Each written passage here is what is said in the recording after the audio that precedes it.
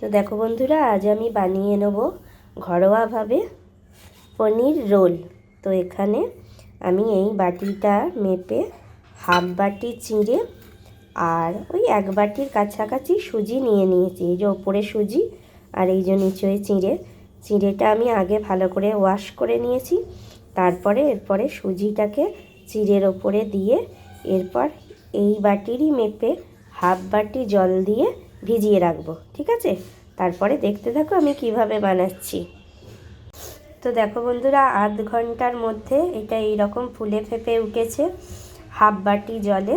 এরপরে আমি এই একটা ছোট্ট বাটিতে মাপ করে কিছুটা নুন, কিছুটা গোটা জিরে, কিছুটা আদা কুচি নিয়ে নিয়েছি। এইগুলো এটার মধ্যে একসঙ্গে বেশ ভালো করে মাখিয়ে নিয়ে এই মিক্সিং জারে পেস্ট করব, ঠিক আছে? আর তোমরা সবাই জানো রোল বানাতে বেসিক্যালি কী লাগে। যেহেতু পনির রোল, গাজর টাজর আর দিচ্ছি না, ক্যাপসিকাম, কাঁচা লঙ্কা কুচি আর পেঁয়াজ কুচি। আর এখানে আমি আমুল মাস্তির এই ছোট দইয়ের কাপটা নিয়ে নিয়েছি।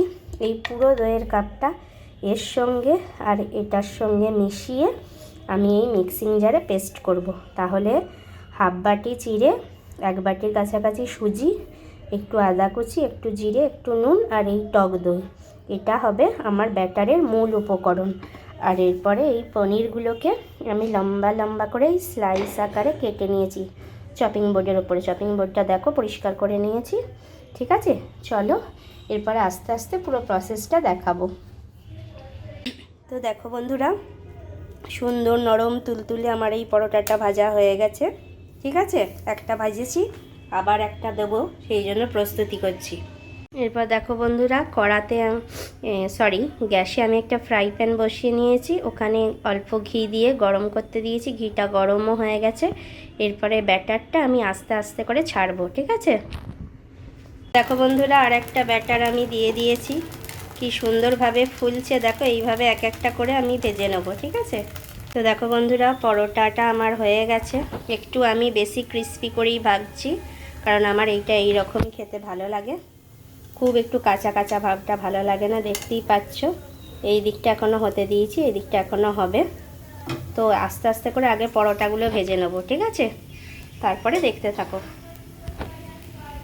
এরপর দেখো, প্যানেতে একটু ঘি দিয়ে দিলাম। ঘিটা দিয়ে আমি একটা বেগুনের বোটা দিয়ে এটাকে স্প্রেড করে দেবো, ঠিক আছে?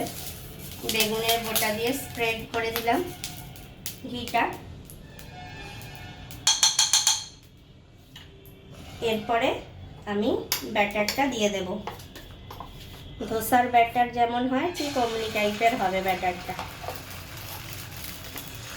থিকনেসটা বোঝাতে চাইছি আর কি।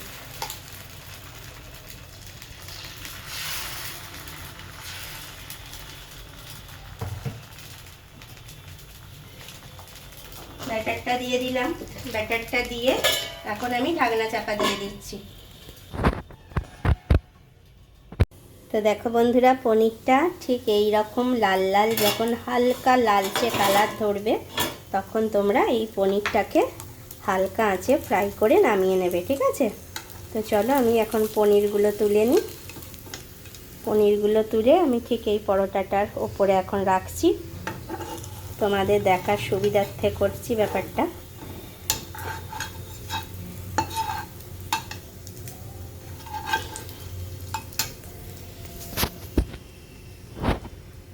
কড়াইয়ে আমি আরেকটু ঘি ব্রাশ করে নিয়েছি।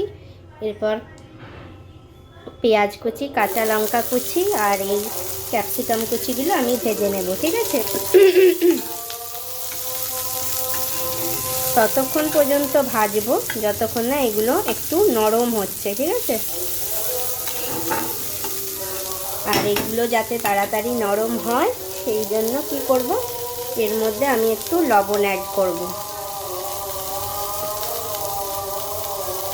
তাহলে রোলের মধ্যে যখন এই পুরগুলো ভরা হবে তখন একটা নোনতা ভাব আসবে, নাহলে একটু ফ্যাকাশে ফ্যাকাশে ফিকে ফিকে লাগবে খেতে। এই জন্য আর খুব তাড়াতাড়ি সফটও হয়ে যাবে নুন দিলে। কাঁচা লঙ্কা কুচি, পেঁয়াজ কুচি আর ক্যাপসিকাম কুচি একটু হালকা ঘি দিয়ে ভেজে নিচ্ছি, ঠিক আছে? একটু চাপা দিয়ে দিই, তাহলে আরও তাড়াতাড়ি হয়ে যাবে। তো দেখো বন্ধুরা, এখানে আমার পরোটাগুলো সব একে একে ভেজে নিয়েছি। আর পরোটাগুলো কত নরম সফট তুলতুলে হয়েছে দেখো একদম। ঠিক আছে, এখানে পরোটাগুলো দেখতে এরকম হয়েছে, এটা কিন্তু পোড়া নয়। ঠিক আছে, একটু জাস্ট রেডিশ ভাব আসবে। পরোটাগুলো দেখো কত সুন্দর নরম। দেখো, দেখলেই বুঝতে পারবে কত সুন্দর ভাঁজ হয়ে যাচ্ছে। ঠিক আছে, এগুলো সমস্ত ভেজে নিয়েছি। এরপরে এই যে এই পনিরের টুকরোগুলোকে লম্বা লম্বা করে যেগুলো কেটে নিয়েছি, এখানে একটু ঘি ব্রাশ করে নিয়েছি। এরপরে পনিরের টুকরোগুলোকে একটু ভেজে নেব।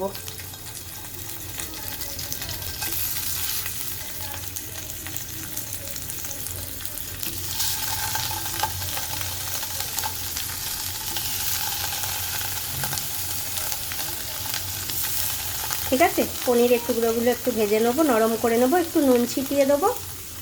এখন একটু চাপা দিয়ে একটু নরম হোক, তারপরে একটু নুন ছিটিয়ে দেবো। তো দেখো বন্ধুরা, পরোটাটা আমাদের রেডি। আমি একটা চপিং বোর্ডের ওপরে দেখানোর জন্য সুন্দরভাবে পেতে নিয়েছি, চপিং বোর্ডটা পরিষ্কার করে নিয়েছি। এরপরে এই একটা পনিরের স্লাইস দেবো। আর এখানে যে ক্যাপসিকাম কুচি আর পেঁয়াজ কুচিটা হালকা নুন দিয়ে আমি কড়াইতে ফ্রাই প্যানে সটে করে নিয়েছি, সেটা এখানে একটু দিয়ে দিলাম। ঠিক আছে, দেখতেই পাচ্ছ। এরপরে আমি দিয়ে দেবো একটু সস। তোমরা এখানে দুটো করে পনিরও ইউজ করতে পারো। আমি যেহেতু পরোটাগুলো একটু ছোট বানিয়েছি, তাই একটা পনির দিয়েছি। ঠিক আছে, দিয়ে দিলাম সস। আর এই দেখো, এইভাবে এমনি করে র্যাপ করে নেবে। ঠিক আছে, হয়ে গেল একটা তৈরি। ঠিক আছে, এই একটা, আর একটা দেখাচ্ছি। দেখো, এখানেও একটা নিয়ে নিয়েছি, এখানে একটা পনির দিলাম।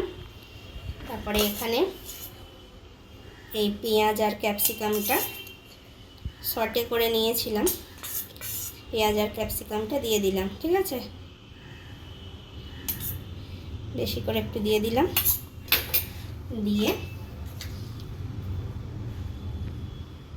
এটাও একটু করে সস দিয়ে কভার করে নিলাম।